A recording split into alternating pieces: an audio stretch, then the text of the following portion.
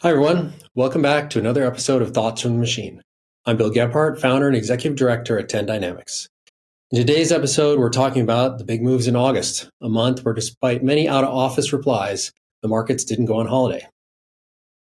We'll look at how our model's trend forecasts have evolved, share a chart of the month, and preview our upcoming blog on the Chinese futures markets. Here we go. So the first week of August, we witnessed some drama in the financial sector. Big moves higher in U.S. bond prices, there was a spike recovery in the yen, and what some called a flash crash in U.S. equities. Bearish sentiment jumped along with these big moves, and many pundits on social media worried about the carry trade unwinding and creating financial chaos. However, as usually happens with pundits, the predicted financial disaster didn't materialize.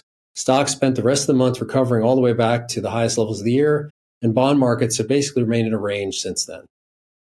Market psychology seems to be waiting for more direction from the central bank on rates cuts, inflation concerns, and the surprisingly disappointing employment numbers in the U.S. In the commodity sector, crude and product prices eased throughout the month, and stocks in the energy sector also began to trend down, all reacting to forecasts of lower Chinese demand. Gold continues to perform nicely since breaking out of a massive multi-year range earlier in the year, recording another positive month in August.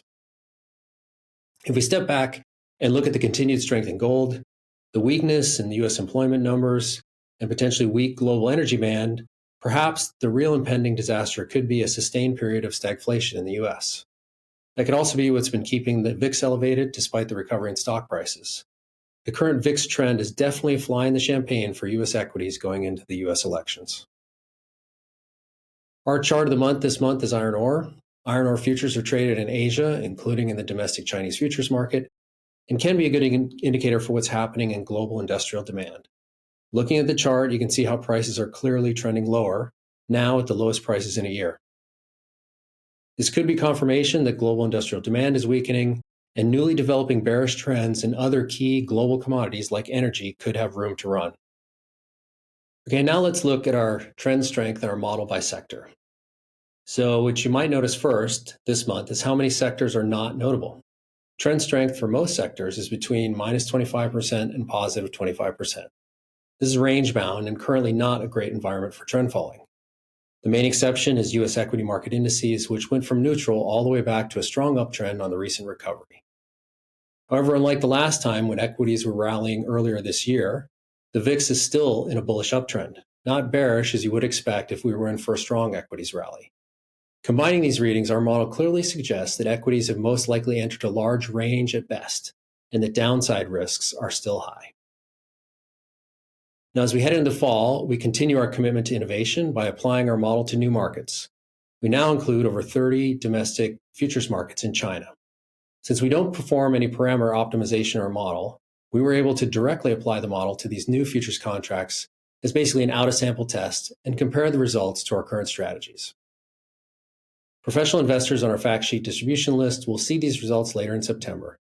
If you're not already receiving the monthly updates, please contact us at inquiries@10dynamics.com to learn more.